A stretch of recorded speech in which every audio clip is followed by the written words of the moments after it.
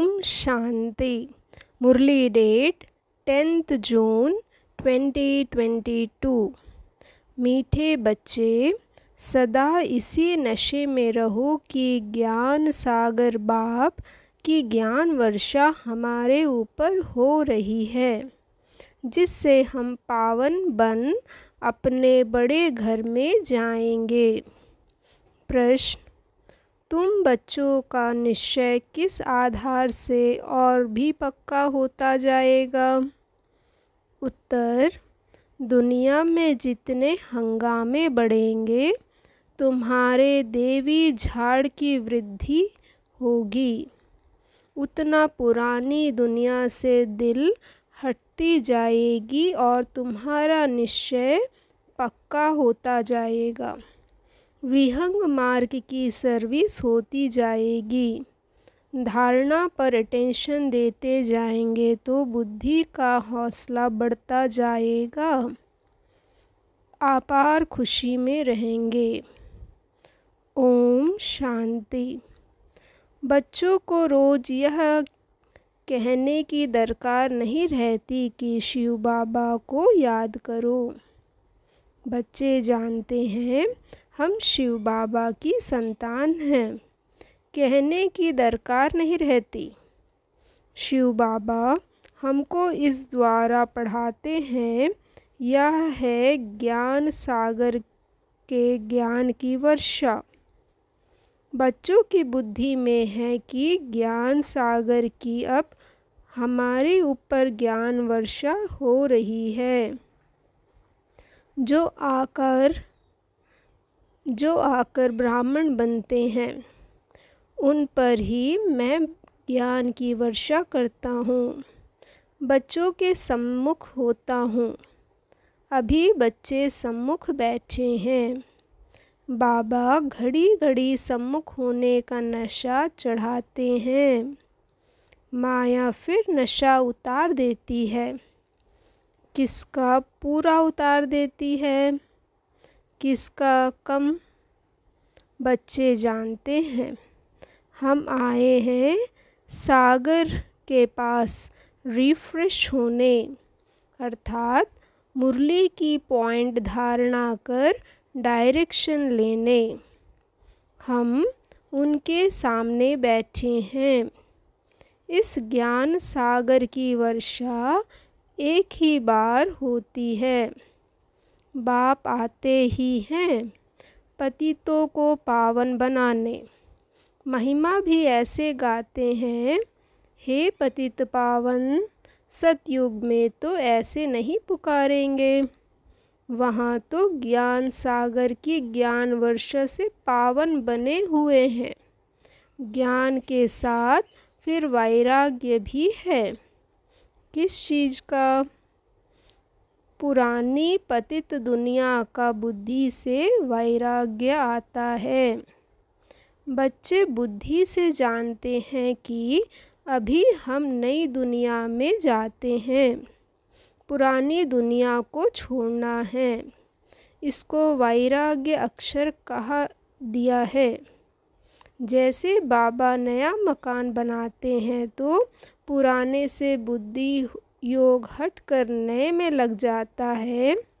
समझते हैं पुराना खलास हो तो हम नए में जावें। बच्चे भी अंदर से कहते होंगे, जल्दी जल्दी स्वर्ग की स्थापना हो जाए, तब हम अपने घर जाएं, सुखी होवें। पहले पहले हम साजन के साथ घर जाएंगे। यह पिया घर है, यह पियर घर है। यह छोटा, वह बड़े बाबा का घर बड़ा घर है। यह पियर घर है, यह छोटा है।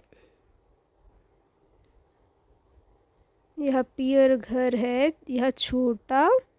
वह बड़े बाबा का घर बड़ा घर है। तुम जानते हो वह तो सभी आत्माओं का घर है। यह तुम बच्चों की बुद्धि में है और किसकी बुद्धि में नहीं। आगे तो अंधियारा था, अब सोजरा है। यह भी समझते हो कि ज्ञान तो सब नहीं लेंगे, घर तो सब जाएंगे ज़रूर। तुम बच्चों की बुद्धि में है कि अब हम अपने घर जा रहे हैं, श्रीमत पर लायक बन रहे हैं, स्वर्ग के लायक बनना है। एक तो मुझे याद करो तो विक्रम विनाश हो जाएंगे, दूसरा चक्र को फिराओ। सृष्टि का चक्र कैसे फिरता है, इनकी आयु कितनी है, कौन कब आते हैं, यह सारा बाप बैठ समझाते हैं। यह जो कहते हैं मनुष्य 84 लाख जन्म लेते हैं, तो क्या सभी लेते हैं? अभी तुम जानते हो 84 जन्म होते हैं, उनका भी हिसाब है। सब तो 84 जन्म भी नहीं लेंगे, शुरू से लेकर पुनर्जन्म में आते रहते हैं। पिछाड़ी में किसके 1-2 जन्म भी होते हैं। पहले पहले जो आएंगे वह 84 जन्म लेंगे। जैसे मिसाल है, यह लक्ष्मी नारायण हैं। मनुष्य भल इन्हों के मंदिर में नहीं जाते, परंतु कुछ भी पता नहीं होगा, बस कहेंगे भगवान भगवती का दर्शन करने जाते हैं, परंतु इन्हों को कि यह राजधानी कैसे स्थापना हुई यह कुछ भी नहीं जानते। जिसकी पूजा करते उनके ऑक्यूपेशन को ही नहीं जानते, तो वह पूजा क्या काम की। इसलिए इनको कहा जाता है अंधश्रद्धा। जब तप तीर्थ आदि करते हैं, समझते हैं इनसे भगवान को पाने का रास्ता मिलता है, परंतु इनसे कोई को भगवान मिल नहीं सकता। समझो यहाँ भी कोई कोई आते हैं, जगत अम्बा के मंदिरों में आते हैं दर्शन करने। बाबा समझेंगे इनकी बुद्धि में कुछ बैठा नहीं है। तुम्हारी तो सब मनोकामनाएं पूरी हो रही हैं ना। जगदम्बा का पाठ एक्यूरेट चल रहा है, बरोबर जगदम्बा का पाठ ऊंचा है। पहले लक्ष्मी, पीछे नारायण। तुम्हारा यह अंतिम जन्म है। हिसाब किताब यहाँ से चुकतू होता है। कर्म का भोग भोग कर छूटना है और बाप की याद में रहना है। वास्तव में बच्चों को याद करना एक बाप को ही है। देहधारी को याद किया तो वह टाइम वेस्ट हो जाएगा। ऐसे तो हो नहीं सकता कि कोई निरंतर याद करे। ऐसी कोई चीज़ नहीं जिसे निरंतर याद किया जाए। स्त्री पति को भी निरंतर याद कर ना सके। ज़रूर खाना बनाएगी, बच्चों की संभाल करेगी, तो पति थोड़े ही याद आएगा। यहाँ तो तुमको निरंतर याद करने का अभ्यास करना है, ताकि पिछाड़ी में ऐसी अवस्था हो कि एक के ही याद रहे। बड़ा भारी इम्तिहान है। 8 रत्नों की भी बड़ी महिमा है। किसको ग्रहचारी बैठती है तो 8 रत्नों की अंगूठी पहनाते हैं। पिछाड़ी के समय एक बाप की ही याद रहे, वह भी बुद्धि की लाइन एकदम क्लियर हो और किसकी भी याद ना आए, तब माला का दाना बन सकेंगे।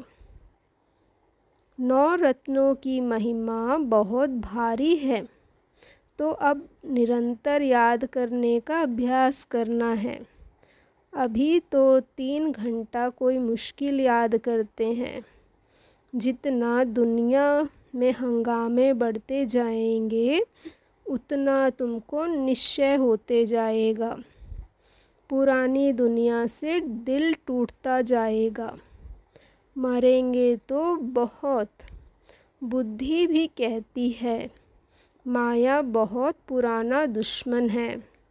ऐसी कोई जगह नहीं जहाँ दुश्मन ना हो। तुम बच्चे अभी मलेच्छ से स्वच्छ बन रहे हो। तुमको ज्ञान है मलेच्छ के हाथ का हम खाना नहीं खा सकते। गाया हुआ भी है, जैसा अन्न वैसा मन। जो खराब चीज़ खरीद करता है, जो बनाता है, जो खाता है, उन सब के ऊपर पाप पड़ जाता है। बाप तो सब बातें अच्छी रीति समझाते हैं। तुम बच्चे यहाँ से रिफ्रेश होकर जाते हो। सारा दिन बुद्धि में सृष्टि चक्र फिरता रहे और अपना घर याद रहे। यहाँ से तुम अपने लौकिक घर में जाते हो तो अवस्था में फ़र्क पड़ जाता है, क्योंकि संग ऐसा हो जाता है। यहाँ बैठे भी कोई कोई का बुद्धि योग बाहर चला जाता है, इसलिए पूरी धारणा नहीं कर सकते। तुम आत्माओं को बेहद का बाप बैठ समझाते हैं। तुम आत्मा हो। तुम इस शरीर द्वारा काम कर रहे हो। तुम जानते हो हम बाबा से श्रीमत ले अपना राज्य भाग्य ले रहे हैं। कितनी खुशी होनी चाहिए। गायन भी है, अति इंद्रियां सुख गोपी वल्लभ के बच्चों से पूछो। जितना जास्ती अवस्था बनेगी और वृद्धि को पाएंगे तो खुशी का पारा भी चढ़ता रहेगा और निश्चय भी पक्का होता जाएगा। धारणा पर अटेंशन देते जाएंगे तो तुम्हारी बुद्धि का हौसला बढ़ता जाएगा। आगे चलकर तुम्हारी विहंग मार्ग की सर्विस होती जाएगी। युक्ति निकालनी होती है जिससे कोई को अच्छी रीति तीर लगे। मुख्य तो है ही बाप का परिचय देना। बेहद के बाप से बेहद का वर्षा मिलता है। ज्ञान सागर भी वह है। ज्ञान से ही मनुष्य पावन होते हैं। पतित पावन वही बाप है। तुम एक ही पॉइंट उठाओ कि सर्वव्यापी की बात से भक्ति भी चल न सके। यह बात अच्छी रीति समझानी है। वो लोग कहते हैं कि इन्हों के ज्ञान से विनाश होगा। तुम भी कहते हो इस रुद्र ज्ञान यज्ञ से विनाश ज्वाला निकली है। वह भी सच कहते हैं। कोई बात नहीं मानेंगे तो विनाश ही होगा, और क्या। यह तो कल्प पहले भी विनाश हुआ था। भगवानुवाच रुद्र ज्ञान यज्ञ में यह सब स्वाहा होंगे। वो लोग समझते हैं इन्हों का ज्ञान ऐसा है, इसलिए सामना करते हैं। समझते हैं कि बहुत भक्ति करने से भगवान मिलता है। हम भी कहते हैं जिन्होंने भक्ति बहुत की है उनको ही भगवान मिला है, परंतु इन बातों को समझने में मनुष्य को बहुत मेहनत लगती है। कल्प पहले भी तुम बच्चों ने बाप की मदद से नर्क को स्वर्ग बनाया था, तो ज़रूर नर्क का विनाश भी हुआ होगा। जब नर्क का विनाश हो तब स्वर्ग की स्थापना हो। यह भी तुम समझा सकते हो। भारत बरोबर पावन था, यह तो कोई भी धर्म वाला कहेगा। बरोबर स्वर्ग था, प्राचीन माना सबसे पुरानी, सो तो स्वर्ग ही होगा ना। जो पुराना हो गया वह फिर नया होना है। यह तुम बच्चों की बुद्धि में है। बरोबर इन देवी देवताओं का राज्य था, अब नहीं है। फिर से आदि सनातन देवी देवता धर्म की स्थापना करा रहे हैं। किसकी मदद से? जो सर्व का निराकार बापू जी है, सर्व आत्माओं का बाप। इन बातों को तुम जानते हो। तुम कितने साधारण हो। बाप कहते हैं मैं भी गरीब निवाज हूँ। तुम गरीब हो ना? तुम्हारे पास क्या है? तुमने सब कुछ भारत के ऊपर स्वाहा किया है। तुम्हारी कितनी बड़ी रावण से लड़ाई है। शक्ति सेना है ना? वंदे मातरम गाया जाता है। आप पवित्र की वंदना करते हैं। कौन सी माता? वह धरती माता समझ लेते हैं, परंतु यह तो धरती पर रहने वालों की बात है। जगदम्बा है तो बच्चे भी हैं। यह दिलवाला मंदिर यादगार बना हुआ है। कुमारियाँ, अधर कुमारियाँ भी हैं। इनको माता भी कह देते हैं। तुम कहते हो बाबा हम तो बीके हैं, हमको माता ना कहा, बेटी कहो। हम कुमारी हैं। कितनी गुह्य समझ की बात है, परंतु उठा नहीं सकते। पुराना जन्म जन्मांतर का भान बैठा हुआ है, वह टूटता ही नहीं। तुम्हारी बुद्धि में है कि बाबा हमारे सामने बैठे हैं, आत्माओं से बात कर रहे हैं। बाप के इस शरीर में प्रवेशता है। बाबा आकर अलौकिक दिव्य कर्तव्य करते हैं। पतित को पावन बनाने के लिए पढ़ाते हैं। पूरी याद रहनी चाहिए। हमको पतित पावन शिव बाबा पढ़ाते हैं। पतित पावन सबसे ऊंचा, फिर बाप टीचर भी है। पहले पहले अक्षर ही आना चाहिए। पतित पावन उनको याद करते हैं। ओ गॉड फादर आओ, आकर फिर से हमें राजयोग सिखलाओ। बाप भी कहते हैं फिर से तुम बच्चों को सहज ज्ञान योग सिखला रहा हूँ। इसमें पुस्तक आदि की कोई बात नहीं, यह तो उन्होंने नाम रख दिया है। अब तो बाप तुमको लायक बनने की शिक्षा दे रहे हैं। नित्य नई पॉइंट मिलती है और गीताएं ग्रंथ आदि जो बनाते हैं उनमें कोई एडिशन व कट कूट नहीं करते, वही सुनाते हैं। यहाँ एडिशन किया जाता है, कट कुट भी किया जाता है। रोज़ नई नई पॉइंट्स मिलती है। नॉलेज बड़ी वंडरफुल है जो और कोई शास्त्रों में नहीं।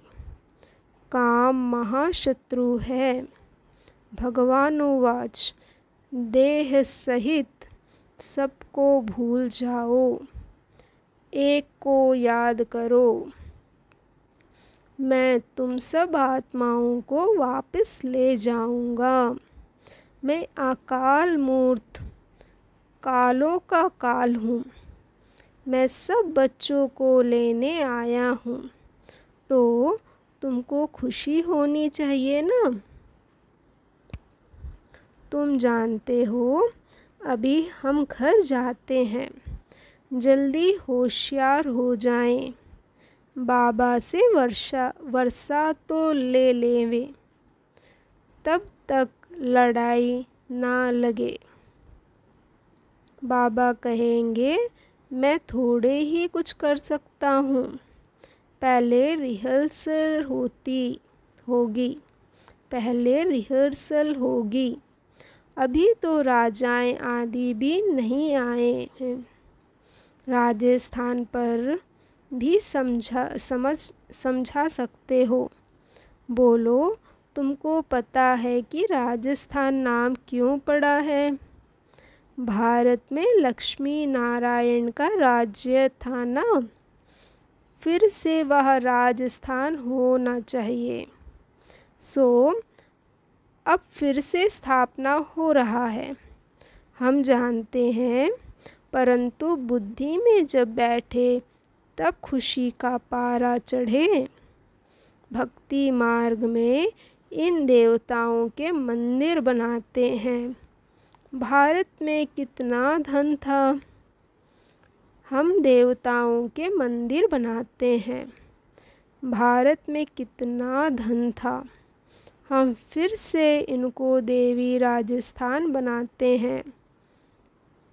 इन बातों को आकर समझो। समझाने का भी उमंग होना चाहिए। यह भी सेमिनार है ना, कैसे सर्विस करनी चाहिए। बाबा ने समझाया।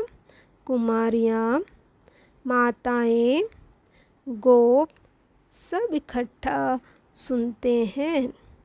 ऊंचे ते ऊंचा एक भगवान कृष्ण नहीं, तो राजस्थान पर तुम समझा सकते हो। बरोबर राजस्थान था। जिन्हों के मंदिर बने हुए हैं, फिर से हम बना रहे हैं।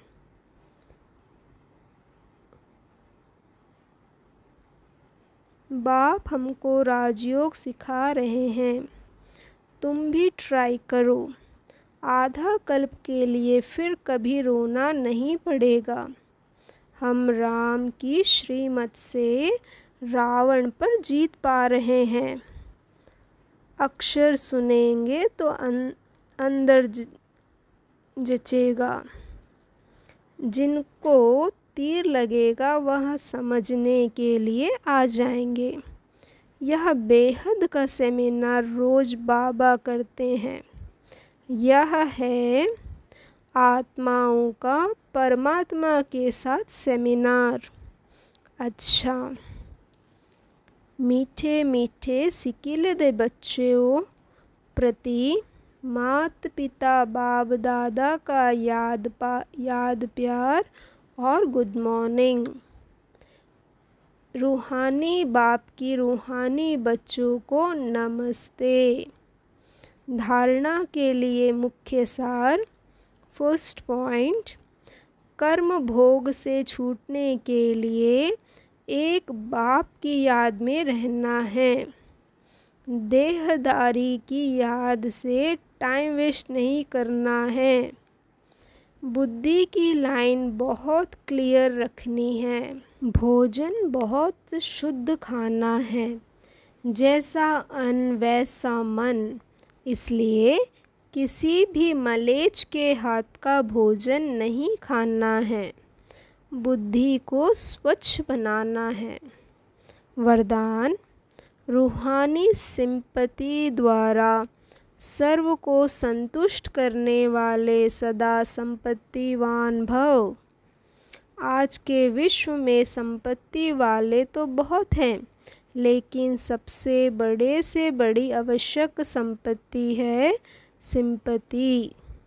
चाहे गरीब हो चाहे धनवान हो, लेकिन आज सिंपति नहीं है। आपके पास सिंपति की संपत्ति है, इसलिए किसी को और भले कुछ भी नहीं दो, लेकिन सिंपति से सबको संतुष्ट कर सकते हो। आपकी सिंपति ईश्वरीय परिवार के नाते से है। इस रूहानी सिंपति से तन, मन और धन की पूर्ति कर सकते हो। स्लोगन: हर कार्य में साहस को साथी बना लो तो सफलता अवश्य मिलेगी। ओम शांति।